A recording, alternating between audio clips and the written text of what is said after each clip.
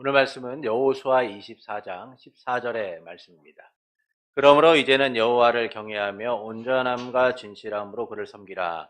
너희 조상들이 강 저쪽과 애굽에서 섬기던 신들을 치워버리고 여호와만 섬기라. 아멘.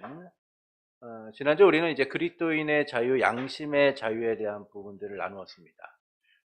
우리 양심의 자유의 주인은 하나님이시다라는 거예요. 그래서 우리는 이 하나님의 뜻을 중심으로 하나님의 뜻 가운데 거하는 그런 이들이 되어야 된다라는 겁니다.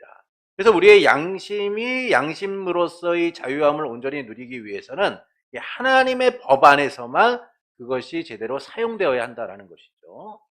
그리스도인의 자유의 목적은 평생을 주님을 두려워하는 가운데 주님에 대한 두려움이 없이 거룩함과 의로움으로서 하나님을 섬기는 데 있는 거예요. 하나님은 예수 그리스도를 통하여서 우리가 은혜의 보좌로 나아갈 수 있도록 만드셨습니다. 담대함으로 하나님께 나아가 직고하고 하나님과 인격적 교제를 이루도록 하셨기 때문이죠. 그래서 우리는 두려움이 아니라 하나님의 은혜와 사랑으로서 하나님 앞에 거룩함과 의로움을 이뤄가는 이들이 되어야 된다라는 겁니다. 하나님께서 정하여 세우신 권세들과 그리스도께서 값주고 사신 자유는 상호간에 서로 보완이 되고 보전이 되고 또한 함께한다라는 것이죠. 충돌하지 않는다는 거예요. 왜냐하면 모든 권세는 하나님으로부터 오기 때문인 겁니다. 그래서 우리는 상호간에 이를 시인하고 보전하는 데 힘써야 된다라는 겁니다. 자, 오늘은 이제 예배와 안식일에 대한 내용들을 보겠습니다.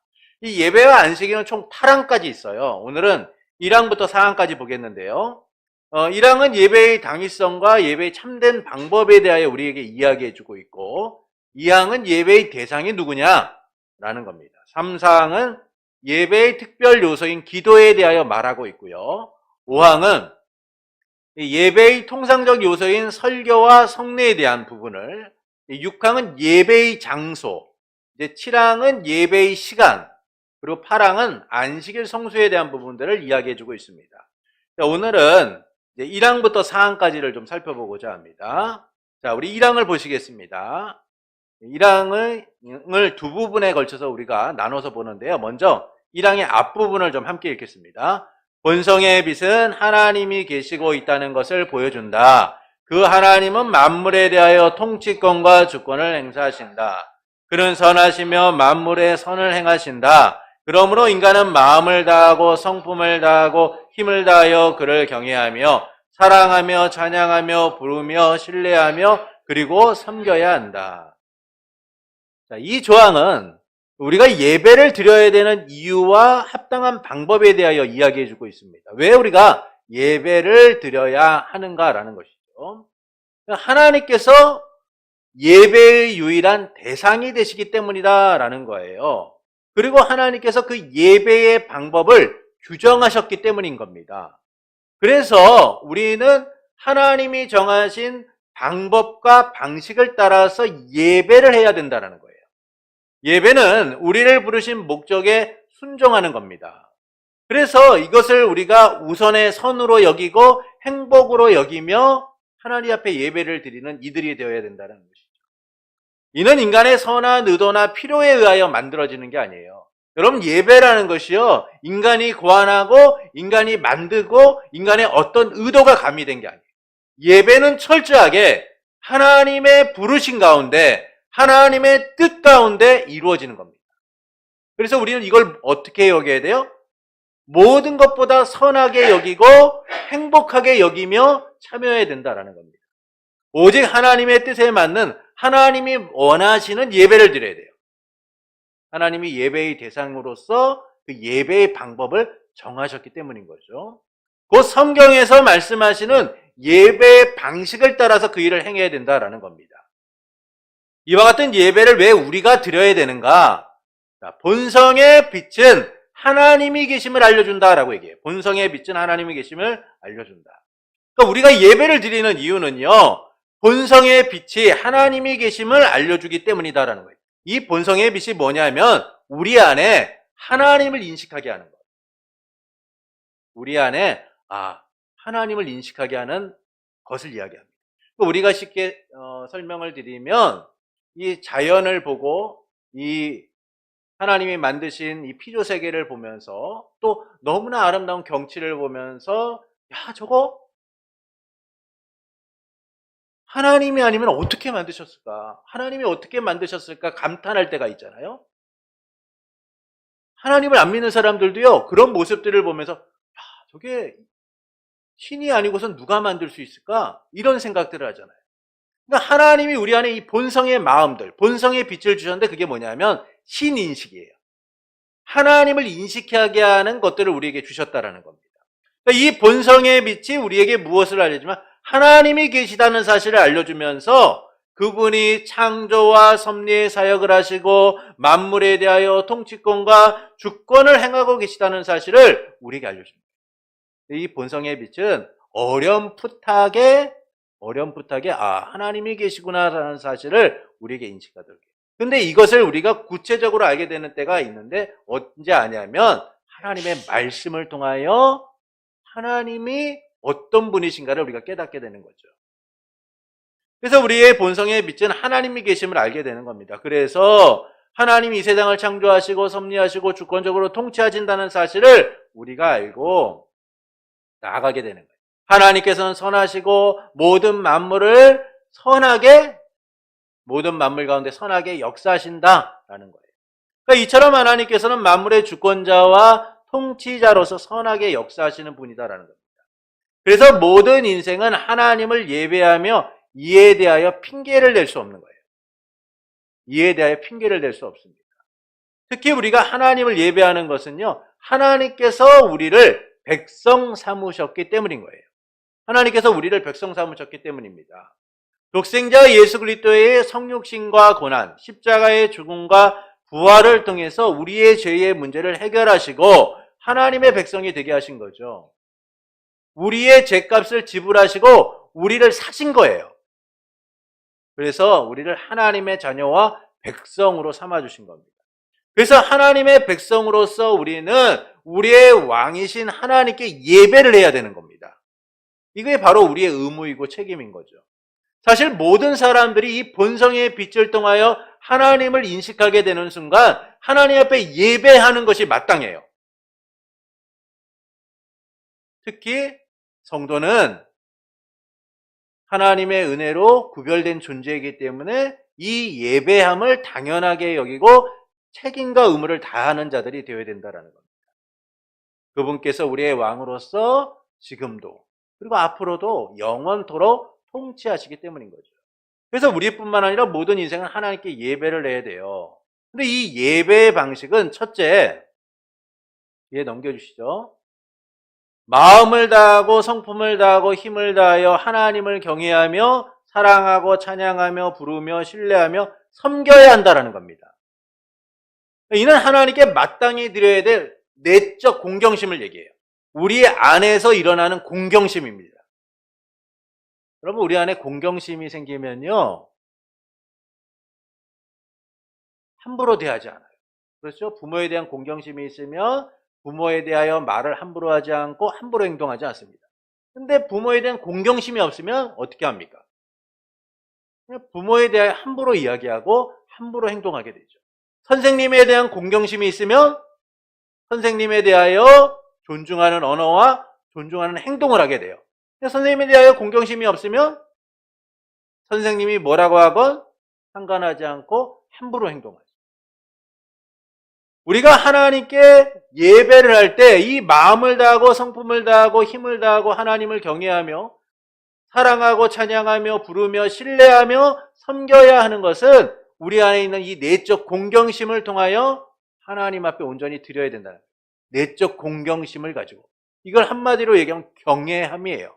하나님을 공경하고 하나님을 두려워하는 마음을 가지고 그분 앞에 예배를 해야 된다는 겁니다.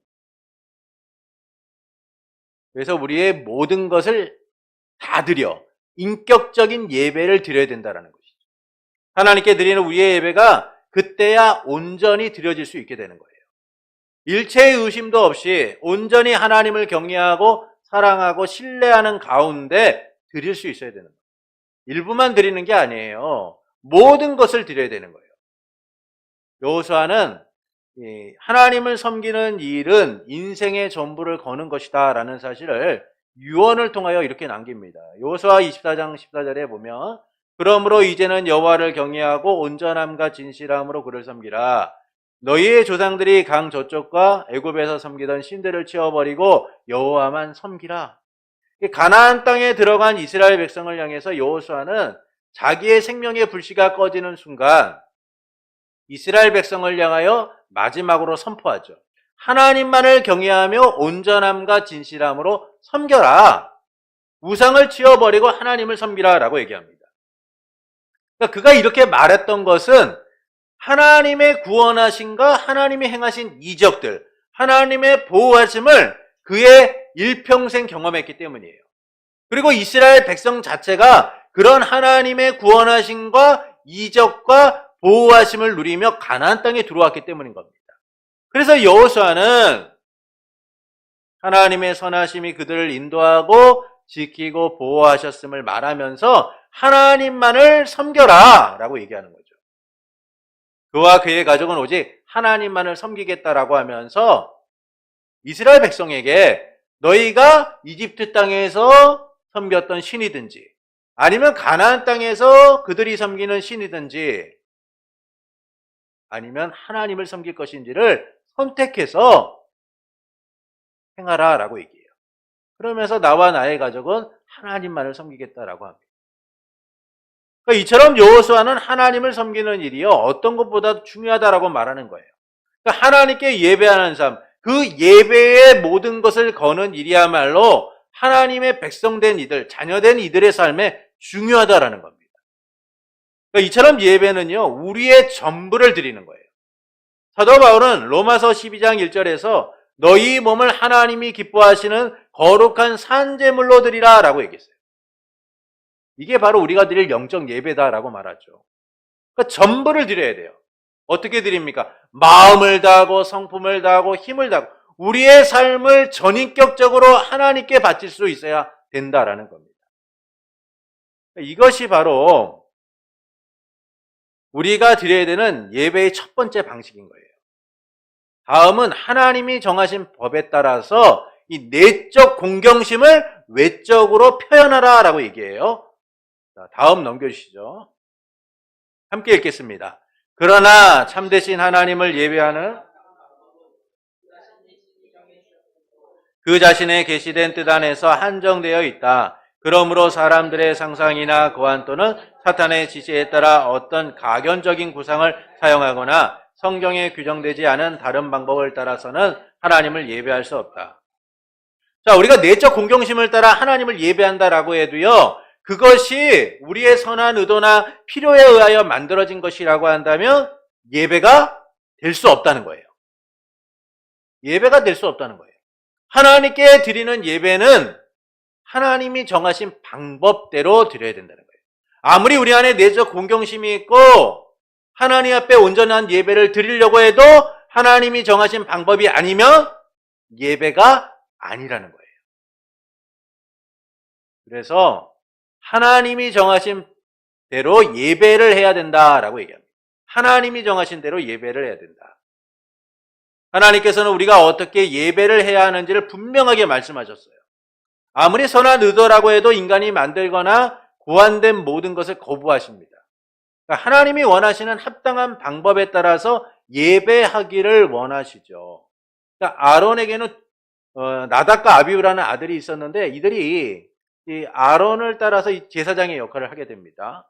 근데 어느 날 이들이 하나님이 명하신 불이 아닌 다른 불을 들였다가 죽임을 당하는 일이 일어나요. 또 다윗은 아비나답의 집에 있던 언약궤를 생각하면서 불편함을 느끼고 있었어요. 그러니까 자기는 다윗성에서 편안하게 생활하고 있는데 하나님의 언약궤가 일개 백성의 집에 있다는 사실이 너무나도 안타까웠던 거죠. 그래서 그는 아비나답에 있던 이 언약궤를 다윗성으로 옮겨 제대로 두고 싶었던 거예요. 그래서 새 수레를 준비하고 백성을 동원하여 나팔을 울리고 거대한 언약궤를 옮기기 위한 잔치를 벌이게 됩니다. 그러나 예상하지 못했던 곳에서 그는 좌절하게 되죠. 두려움과 분노로 아파하게 돼요. 언약궤를 실은 수레가 낙원의 타작마당에 이르게 되었을 때 소들이 갑자기 날뛰어서 언약궤가 떨어질 상황에 놓이게 된 겁니다. 그때 우사가 언약궤가 떨어지는 것을 막기 위하여 손을 댔다 죽게 되죠. 이 일로 다윗은 분노하게 됩니다. 왜 분노할까요? 자기는 선한 의도를 가지고 하나님 앞에 온전한 예배를 드리기 위하여 언약궤를 옮기고자 최선을 다했는데 하나님이 이를 받아들이지 않으셨다는 거예요. 왜 이런 문제가 생깁니까? 다윗의 잘못된 열정 때문이죠. 언약궤는요, 수레에 옮기는 게 아니에요. 제사장들이 어깨에 메고 옮기는 겁니다. 그런데 다윗은 하나님이 정하신 방법이 아니라 자기가 보기에 좋은 대로 자기가 원하는 방법대로 언약궤를 옮기려고 했기 때문이에요. 이 일로 우사가 죽게 된 거죠. 여러분, 우리가 아무리 선한 의도를 갖고 있고 우리가 보기에 좋은 것이라고 해도 하나님이 원하시는 것이 아니라고 한다면, 하나님의 뜻과 다르다면 그건 예배가 아닌 거예요. 이처럼 하나님이 원하시는 합당한 방법에 따라서 우리가 예배를 해야 하는 겁니다. 그렇지 않으면 모든 예배를 우리는 배격하고 거부해야 돼요. 하나님께서는 그분만이 유일한 예배의 대상임을 말씀하시면서 그 예배의 행위에 초점을 맞추는 것이 아니라, 또는 예배자의 헌신을 강조하는 것이 아니라 하나님이 그 예배를 합당하게 받으시기를 원하고 계신 거예요. 이를 우리가 주의해야 되는 것은 예배의 대상은 오직 하나님이시기 때문인 거예요. 우리는 하나님의 영광을 가리거나 영광을 취하는 모든 것들을 자제해야 됩니다.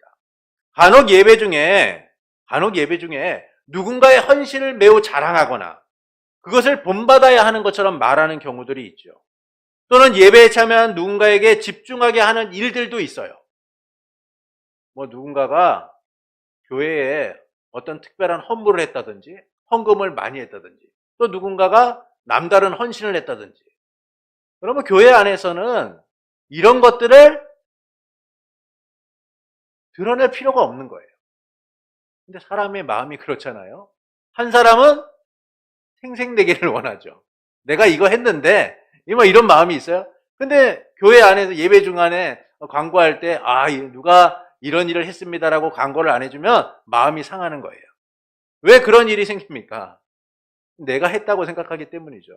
하나님께 마땅히 드려야 할 것을 드렸다고 생각하지 않고 내가 했다고 생각하기 때문에 문제가 되는 거예요. 근데 교회 안에서 성도의 그런 헌신들을 자랑하거나 그것들에 대하여 너무나 대단한 것처럼 이야기하는 것 자체를 우린 금지해야 돼요.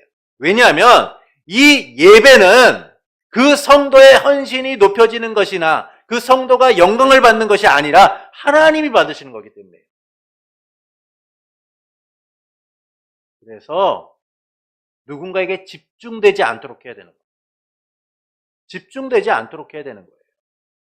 예배는 백성된 우리가 왕이신 하나님께 전부를 드리는 일인 거예요. 그래서 하나님이 정하신 방법에 따라 예배를 해야 되는 겁니다. 자기를 위해서 또는 누군가를 위해서 예배의 방식이 달라져서는 안 돼요. 우리가 주목해야 할 점은 하나님께서 보이시는 형태를 만들어 예배하는 일을 금하셨다라는 거예요. 하나님께서는요, 자기를 위하여 예배를 고안하고 자기를 위하여 형상을 만드는 일들을 철저하게 금하셨어요. 출애굽기 20장 4절부터 6절을 보시겠습니다. 우리가 말씀을 함께 읽어보시죠. 너를 위하여 새긴 우상을 만들지 말고 또 위로는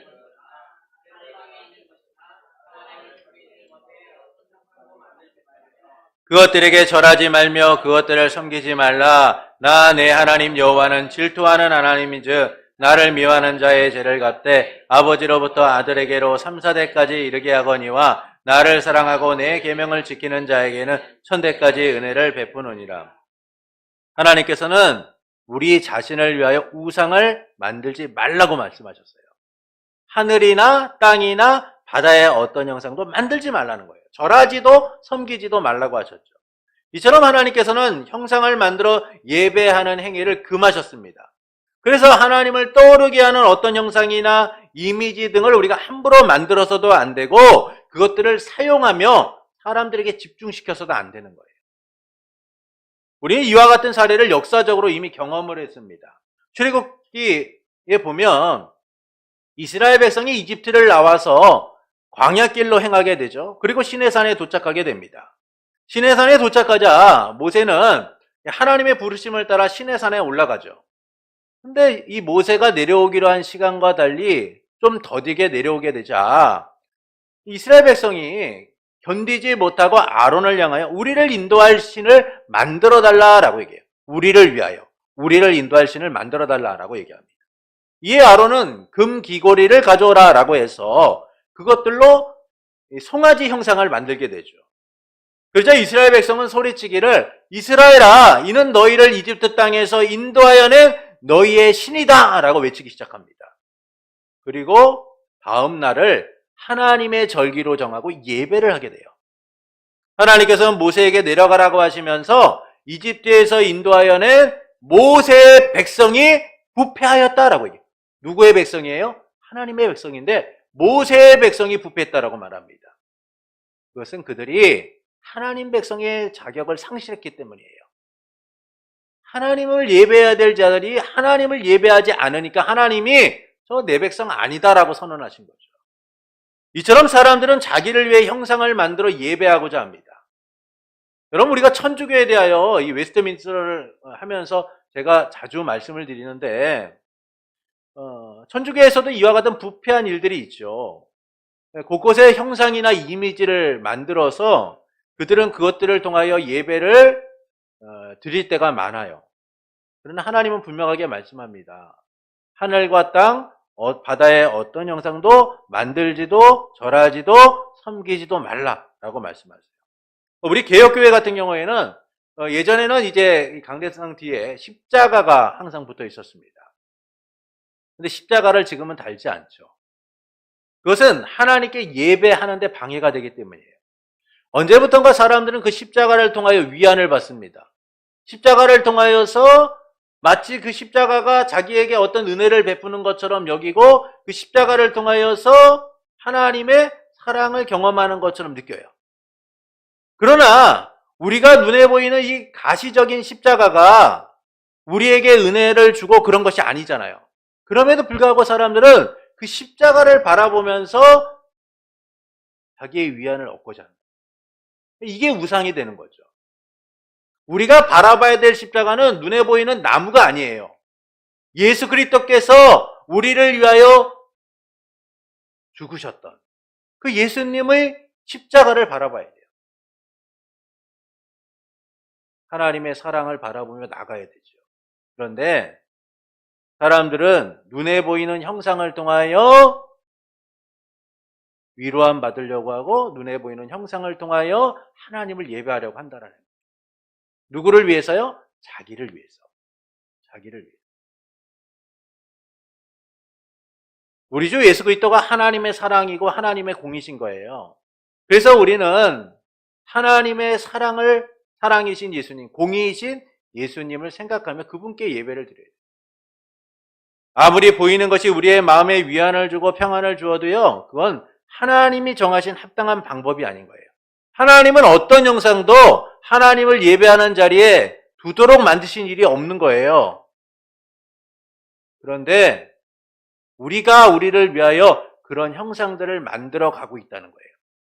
하나님은 이것을 철저하게 금하시고 있습니다. 그래서 우리는 하나님이 정하신 대로 예배하는 자들이 되어야 돼요. 우리 2항을 보시겠습니다. 종교적 예배는 성부와 성자와 성령 하나님께 드려야 하며 또한 오직 그에게만 드려야 한다. 천사나 성자들이나 다른 어떤 피조물에게도 드려서는 안 된다. 그리고 아담의 타락 이후로는 중보자가 없이 드릴 수가 없고 또한 다만 그리스도 이외의 어떤 다른 중보로도 드릴 수가 없다. 그러니까 이 조항은 예배의 대상을 분명히 알아야 함을 알려주는 거예요. 그러니까 예배는 삼위일체 하나님께만 드리는 거예요. 삼위일체 하나님께만. 예배는 삼위일체 하나님께만 드리는 거예요. 예배의 대상은 오직 하나님이시죠. 그래서 성부와 성자와 성령 하나님만이 우리의 예배를 받으시기에 합당하신 분이다. 그 외에 누구도 예배의 대상이 될 수 없다라는 사실을 알려주고 있는 거예요.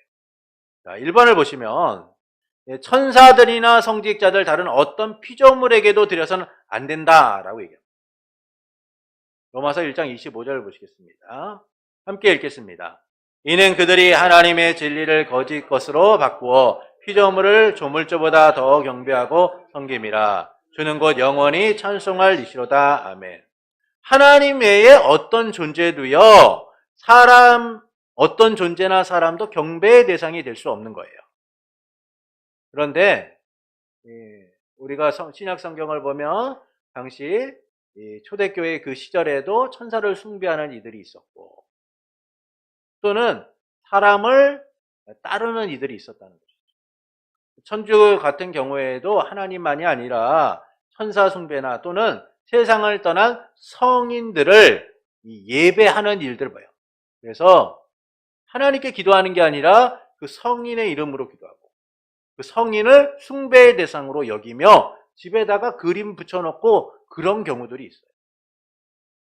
동방정교회 같은 경우에는 이 성화라고 해서 그런 것들을 아주 자연스럽게 집에 걸어놓고 자기가 위안을 받거나 또는 기도의 대상으로 여기는 그런 모습들도 보기도 합니다.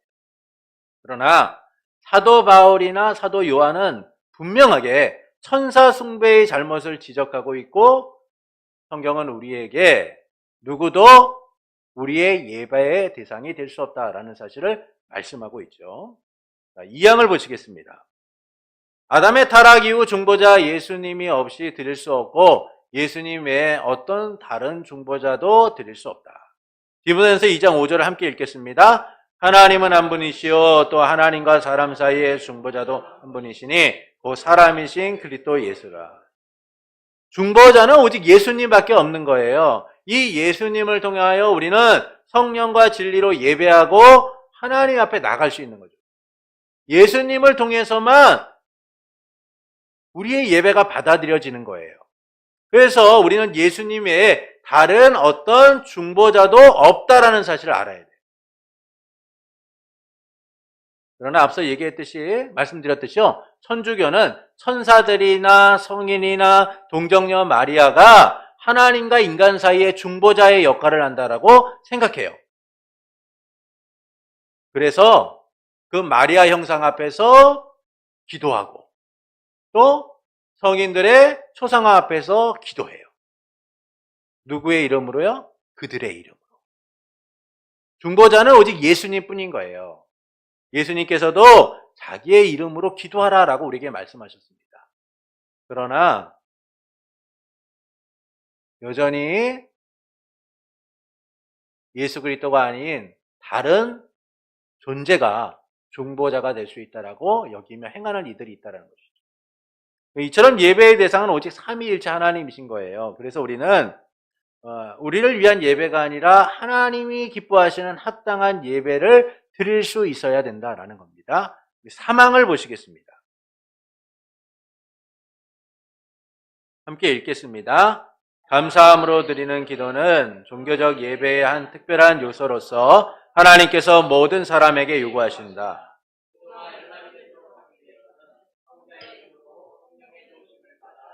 하나님의 뜻을 따라서 사려 분별과 경외심과 열심과 믿음과 사랑과 인내를 가지고 하되 만일 소리를 높이면 해야 한다. 자, 이제 3장과 4장은 예배의 요소로서 기도에 대한 내용을 하고 있어요. 기도에 대한 내용들. 그러니까 예배의 요소로서 기도가 맨 먼저 그리고 특별하게 강조가 되는 것은 기도가 제일 중요해서라기보다는요. 예배의 시작과 끝을 맺는 일이기 때문이에요. 그래서 우리가 예배를 드릴 때 먼저 하나님 앞에 마음으로 기도를 시작하고 그리고 마지막에는 이 축복 기도를 통하여서 축도를 통하여 그 예배가 마쳐지잖아요. 그래서 이 예배의 시작과 끝을 마무리하는 것이 기도이기 때문에 또 기도 없이는 말씀의 선포나 성례가 효력을 제대로 발휘하지 못하기 때문에 이제 웨스트민스터 신앙고백서는 하나님께 예배를 드리는 데 있어서 제일 먼저 이 기도에 대한 부분들을 이야기해 주고 있어요. 이와 같은 기도가 연락이 되기 위해서는 성자의 이름으로 첫 번째 해야 됩니다. 예수님의 공로와 중보를 통해서만 우리는 하나님께 나아갈 수 있는 거예요. 여러분, 예수님이 없이 우리가 하나님께 나아갈 수 있느냐? 그렇지 않죠. 하나님과 우리의 사이에 이 막힌 담을 예수님께서 화목제물이 되셔서 헐어보셨어요. 또 하나님과 우리의 그 관계를 끊었던 죄와 사망의 문제를 예수님께서 세상 죄를 짊어질 하나님의 어린 양이 되셔서 그 값을 지불하셨어요. 그래서 우리는 예수님으로 말미암아 담대함을 얻어서 은혜의 보좌로 나아가게 된 거죠. 그분의 능력에 의지해 기도할 용기를 얻고 은혜를 누리게 되었기 때문인 거예요. 그래서 기도할 때 성자 예수 그리스도의 이름으로 기도해야 된다는 겁니다. 두 번째는 성령의 도우심을 받아 기도해야 되는 거예요. 성령께서는 우리가 마땅히 구해야 할 것을 알려주세요. 우리의 연약함을 도우시고 무엇을 기도해야 할지를 알려주시는 분이 성령님이십니다. 그래서 우리는 성령의 도우심을 받아 기도해야 되는 거예요. 세 번째는 성경의 말씀을 따라 하나님의 뜻에 순종하여 기도해야 된다는 거예요. 하나님의 말씀이 기도의 규칙인 겁니다. 말씀의 울타리 안에서 우리는 바르게 기도하고 자유함을 누릴 수 있는 거죠. 그러므로 성경의 말씀을 따라 하나님의 뜻에 순종하며 기도할 수 있어야 됩니다. 어떻게 해요? 겸손과 열심과 믿음과 사랑과 인내를 가지고 기도할 수 있어야 된다라는 겁니다. 소리를 내는 경우는 알 수 있는 말로 해야 된다라는 거예요. 고린도전서 14장 14절을 함께 읽겠습니다. 내가 만일 방언으로 기도하면 나의 영이 기도하거니와 나의 마음은 열매를 맺지 못하리라. 이 방언 기도가 영으로 기도한다라고 얘기하는데 왜 영으로 나의 영으로 기도한다라고 하는데 왜 나의 영으로 기도한다라고 하냐 하면 자기의 이해나 깨달음 또는 인격적 변화가 없기 때문이에요. 그러니까 내 영으로 기도하다 보니까 내 삶에 아무런 영향도 미치지 못해요. 그냥 자기 만족감만 주는 정도로 끝나는 거예요. 그래서 이 온 인격을 다하여 기도하는 것이 아니라 일부인 영만으로 기도하기 때문에 마음도 변하지 않고 그대로인 거예요. 이 때문에 기도할 때는 소리내서 해야 된다라고 말해요. 소리내서 해야 된다. 방언은 자기 덕만 세우는 거예요. 방언 기도하면서 내가 정말 하나님께 은혜를 받았구나. 스스로 위안을 받고 스스로 만족하고 하는 거죠. 그러나 교회의 덕을 세우기 위해서는 방언 기도는 공공장소에서나 함부로 해서는 안 돼요. 하고 싶으면 어디서 합니까? 골방에서 자기 혼자 들을 수 있게 기도하면 되는 거예요. 공개적으로 드리는 기도 또는 모두가 함께 있는 곳에서 기도할 때는요, 모두가 알 수 있는 언어로 해야 되는 거예요. 모두가 알 수 있는 언어. 근데 가끔 보면요, 공개적인 장소에서 기도할 때나 또는 통성으로 기도할 때 이 방언 기도를 함께 하는 사람들이 있습니다. 이것은 교회의 덕을 세우지 못해요. 누구의 덕을 세워요? 자기의 덕만 세우는 거예요. 그러니까 이건 뭐냐? 영적 이기주의예요. 교회의 질서를 지키고 교회의 덕을 세우기 위해서는 내가 하고 싶어도 참아야 된다는 거예요. 그런데 그렇지 않고 이것을 공공연하게 드러내고 하는 이들이 있죠. 고린도 교회 같은 경우에는 이 방언 기도를 자신의 영적 우월함을 증명하는 것으로 했던 사람들이죠. 그래서 방언을 하지 못하면 성도 취급도 안 하는 그런 문제들이 있었어요. 어떤 교회들 같은 경우에는 방언 기도를 하느냐 안 하느냐에 따라서 당신 구원받았느냐 안 받았느냐를 판단하는 그런 교회들도 있어요. 결국 하나님의 말씀을 자기들이 그냥 멋대로 판단하고 기준으로 삼는, 하나님은 분명하게 그것은 자기의 덕을 세우고 자기의 위안일 뿐이다라고만 말씀하셨는데 그것을 마치 구원이나 또는 교회를 위하여 행하는 것처럼 착각해서 함부로 행하는 것들을 우리가 중지해야 된다라는 겁니다. 사항을 보시겠습니다. 기도는 합당한 것들과 모든 종류의 생존하는 사람들이나 장차 생존하게 될 자들을 위하여 하되 죽은 자들이나 사망에 이르는 죄를 지은 것으로 알려진 자들을 위하여는 하지 말 것이다. 자, 사항은 우리가 기도해야 될 대상과 기도해서는 안 될 대상을 이야기해 주고 있어요. 이거 정말 중요한 문제예요. 첫 번째 기도는요, 합당한 것들과 모든 종류의 생존하는 사람, 장차 생존하게 될 자들을 위하여 해야 된다는 거예요. 디모데전서 2장 1절부터 2절을 함께 읽겠습니다. 그러므로 내가 첫째로 권하노니 모든 사람을 위하여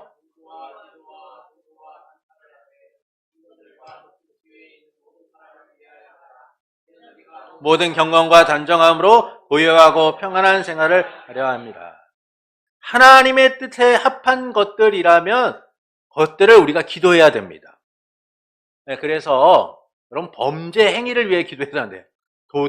도박이라든지 마약이라든지 간음이라든지 절도라든지 뇌물 등 여러분 이런 것들을 위해 기도하면 안 됩니다. 하나님, 오늘 내가 봐둔 집이 있는데요. 저 집을 들어가는데 참 어려울 것 같은데 경보장치도 좀 잘 안 울리고 제가 잘 들어갔다가 무사히 나와서 생활하는데 어려움이 없도록 해주십시오. 이런 기도해서는 안 된다는 거예요, 여러분. 우리가 기도해야 되는 것은 하나님의 뜻에 합한 것들이 되어야 된다는 겁니다. 그래서 우리가 이 불법적인 행위를 위하여 기도하거나 또는 이것의 용서를 구하는 기도들을 함부로 해서는 안 되는 거예요. 그리고 우리가 위하여 기도해야 될 사람들은 모든 살아있는 사람들인 거예요. 여러분, 이게 중요한 겁니다. 살아있는 사람들, 그리고 앞으로 태어날 사람들을 위하여 기도해야 돼요. 요즘 이제 애견 문화들, 반려 문화들이 좀 많다 보니까 우스갯소리로 이제 반려견들이 이렇게 아픈 경우에 목사님한테 전화해서 목사님 우리 애가 아픈데 기도 좀 해주십시오 라고 하는 경우들이 간혹 있대요. 그럼 그거 안 되는 겁니다. 여러분, 하나님이 우리에게 기도할 때 그 기도의 대상은요, 누구예요? 살아있는 사람들인 거예요. 앞으로 태어날 사람들을 위하여 기도하는 겁니다. 그래서 여러분, 우리가 신앙생활하면서 애정이 가고 막 강아지가 너무나 예쁘고 고양이가 너무나 예쁘고 여러분, 그럴 수는 있어요. 사람의 마음이라는 게요, 내가 억제한다고 해서 막아지는 게 아니잖아요. 그럴 수는 있어요. 좋아할 수 있어요. 그러나 여러분, 우리가 신앙적으로 분명히 알아야 될 것은 우리가 그것들을 위하여 기도하는 일은 해서는 안 돼요. 뭐라고 말씀합니까? 모든 사람을 위하여 간구와 기도와 도고와 감사를 하되 라고 말해요. 모든 사람을 위해서요. 살아있는 사람들을 위해서. 우리가 이것을 분명히 알아야 됩니다. 이제 우리 시대가 바뀌고 사람들이 교회 안에 이제 반려견들을 데려와서 예배를 드리는 교회도 있고 또 반려견들 데려와서 한 곳에 비치하고 성도들은 예배를 드리고 이런 교회들도 있어요. 누구를 위한 예배냐고요? 사람을 위한 예배인 거예요. 사람을 위한 예배인 거죠. 하나님 앞에 물어보고 하는 건지 모르겠어요. 분명히 하나님은 그렇게 말씀하지 않으셨어요. 하나님은 우리를 백성 삼아 그분만을 찬양하도록 만드신 거예요. 그래서 여러분, 우리의 기도는 오직 살아있는 사람들만을 위해서 기도해야 된다는 겁니다. 이하 2번 보시겠습니다. 죽은 자들이나 사망에 이르는 죄에 지은 것으로 알려진 자들을 위하여서는 기도하지 말아야 한다. 사무엘하 12장 21절부터 23절을 함께 읽겠습니다. 그의 신하들이 그에게 이르되 아이가 살았을 때에는 그를 위하여 금식하고 우시더니 죽은 후에는 일어나서 잡수시니 이 일이 어찌 됨이니까 하니 이르되 아이가 살았을 때에 내가 금식하고 운 것은 혹시 여호와께서 나를 불쌍히 여기사 아이를 살려주실는지 누가 알까 생각함이거니와 지금은 죽었으니 내가 어찌 금식하랴 내가 다시 돌아오게 할 수 있느냐 나는 그에게로 가려니와 그는 내게로 돌아오지 아니하리라 아니라. 다윗이 밧세바와 간음을 통하여 아이를 낳게 됩니다. 근데 하나님께서 이 나단을 통하여서 이 아이를 다윗의 죄로 인하여 징계하시겠다, 데려가시겠다라고 말씀하죠. 그래서 다윗은 이 갓 태어난 아기를 위하여, 아이를 위하여 기도하게 됩니다. 금식하고 울며 눈물로 기도하죠. 그랬던 그 아이가 죽게 되자 다윗이 갑자기 그 금식하던 자리에서 일어나 몸을 씻고 기름을 바르고 의복을 갈아입고 하나님 앞에 예배하고 온 다음에 왕궁에 들어와서 명령해서 막 음식을 차려놓고 맛있게 먹는 거예요. 신하들이 보니까 너무나 당황스러운 거죠.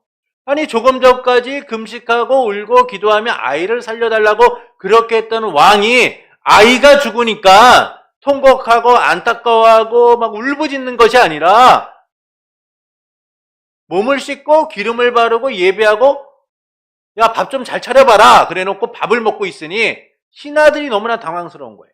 그래서 신하들이 묻는 거죠. 아니, 왕이셔, 예전에는 그렇게 하셔서 우리가 참 걱정했는데 왜 갑자기 이러십니까? 그때 다윗이 뭐라고 합니까?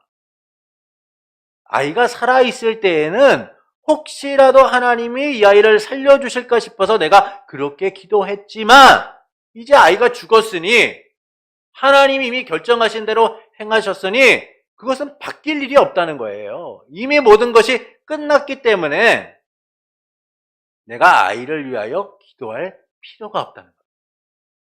여러분, 하나님은 산자의 하나님이라고 말씀하셨어요. 살아있는 자의 하나님이신 겁니다. 그래서 우리는 죽은 자를 위하여 기도해서는 안 돼요. 죽은 자를 위하여 기도하면 안 됩니다. 우리가 장례식장에서 기도할 때도요, 누구를 위하여 기도해요? 살아있는 유가족들을 위해서 기도하는 거예요. 하나님, 어머니를 잃고 아버지를 잃은 이들이 지금 마음이 상심되고 힘들고 아픕니다. 저들의 마음을 위로하시고 부활의 소망을 통하여 하나님이 주신 이 날들을 소망 가운데 나가게 해주십시오라고 기도하는 거예요. 죽은 자를 위해서는 절대 기도해서는 안 돼요. 하나님은 살아있는 자의 하나님이시기 때문인 거죠. 그래서 우리는 죽은 자를 위하여 기도해서는 안 되는 겁니다. 요한일서 5장 16절의 말씀을 우리가 좀 한번 읽어보겠습니다. 누구든지 형제나 사망에 이르지 아니하는 죄 범하는 것을 보거든 구하라. 그리하면 사망에 이르지 아니하는 범죄자들을 위하여 그에게 생명을 주시리라. 사망에 이르는 자가 있으니 이에 관하여 나는 구하라 하지 않노라. 자, 우리가 또 기도해서는 안 되는 사람들이 있어요. 사망에 이르는 죄에 있는 사람들. 어떤 형제가 죄를 범할 수는 있어요. 죄의 문제 가운데 놓일 수는 있습니다. 그렇다면 우리가 그 죄 지은 사람을 위해 기도할 수 있어요. 하나님, 저가 회개하고 하나님께 돌아와서 하나님 백성다운 삶을 살게 해주십시오라고 기도할 수 있어요. 그런데 사망에 이르는 죄에 있는 사람들은 더 이상 구할 필요가 없는 거예요. 이 사망에 이르는 죄를 성경은 성령 해방죄다라고 얘기해요. 성령 해방죄를 지는 사람들은 누구냐 하면요, 지속적이고 의도적으로 하나님의 뜻을 거부하고 악을 행하는 사람들이에요. 복음을 듣고도 절대 회개하지 않고 악한 대로 살아가는 사람들, 이단의 교주와 같은 사람들. 그럼 절대 기도해서는 안 돼요. 그 사람들을 위해서. 대부분의 성도들은요, 하나님의 구속의 은혜 가운데 있기 때문에 성령의 해방죄는 짓지 않습니다. 그래서 여러분, 내가 성령의 해방죄에 있지는 않을까 고민하실 필요는 없어요. 하나님이 말씀하시는 이 성령 해방죄, 사망에 이르는 죄에 있는 이들은 계속 의도적이고 지속적으로 하나님께 반역하고 악을 행하는 사람들인 거예요. 그런 이들은 우리가 구할 필요가 없다는 겁니다. 이처럼 하나님께서는 우리에게 예배에 대한 부분들을 말씀해 주셨어요. 그래서 우리가 핵심 요약을 다시 한번 살펴보도록 하겠습니다. 선하시며 만물에게 선을 행하시며 만물에 대하여 통치권과 주권을 행사하시는 하나님만을 예배하는 것이 합당하다. 하나님만이 우리의 예배의 대상입니다. 그래서 하나님이 아닌 누군가 어떤 대상들을 예배의 대상으로 삼아서는 안 된다는 거죠. 2번을 보시면 예배의 대상은 오직 하나님이시다. 천사나 성직자나 다른 어떤 존재들이 이 예배의 대상이 되어서는 안 된다라는 겁니다. 예배의 요소로 기도가 있으며 하나님께서는 모든 사람에게 요구하신다. 하나님께서는 이 기도를 통하여서 이 하나님 앞에 온전한 예배를 드리길 원하시는 거죠. 그래서 우리는 하나님 앞에 이 기도를 인격적으로 모든 것을 다해서 드릴 수 있어야 된다는 거예요. 하나님의 뜻에 따라 순종하며 기도해야 된다는 겁니다. 네 번째, 기도는 합당한 것들과 살아있는 자들, 장차 생존하게 될 자들을 위하여 기도해야 된다는 거예요. 그러면 기도는요, 합당한 것들을 위해 기도해야 됩니다. 앞서 말씀드렸다시피 나쁜 짓 하면서 하나님 이 일들이 들통나지 않고 잘 될 수 있게 해주십시오라고 기도해서는 안 되는 거예요. 또 모든 종류의 살아있는 사람들을 위하여 기도해야 됩니다. 그리고 장차 태어날 사람들을 위해 기도해야 됩니다. 동물이나 식물이나 그런 것들을 위해 기도해서는 안 됩니다. 뭐 농사가 잘 되게 해주십시오. 이런 기도는 당연한 거, 할 수 있는 거예요. 그런데 하나님, 내가 데리고 있는 반려견이나 또는 건강하게 해주십시오. 또는 살아있게 해주십시오. 생명을 지켜주십시오. 이렇게 기도해서는 안 된다는 겁니다. 네. 왜 그러냐 하면 여러분, 하나님이 주권적으로 통치하시고 다스리시고 보호하시고 지키는 것은 우리이기 때문인 거예요. 하나님의 구속의 은혜 가운데 자녀 삼으신 존재이기 때문에 가능한 겁니다. 그래서 우리는 모든 살아있는 사람들, 앞으로 태어날 이들을 위하여 기도해야 된다는 거예요. 또한 죽은 자를 위해서 기도해서는 안 되는 겁니다. 뭐 사랑하는 부모님이나 또는 사랑하는 친구나 사랑하는 사람들이 떠났기 때문에 마음으로 아파하고 그리워할 수는 있어요. 근데 그들이 분명히 그들의 삶의 모든 것들이 하나님이 이미 결정하셨기 때문에 우리가 그것을 위하여 더 이상 기도할 필요가 없다라는 겁니다. 하나님은 산자의 하나님이시기 때문이죠. 그래서 우리의 예배는 언제나 하나님의 뜻대로 하나님의 방법대로 해야 되는 겁니다.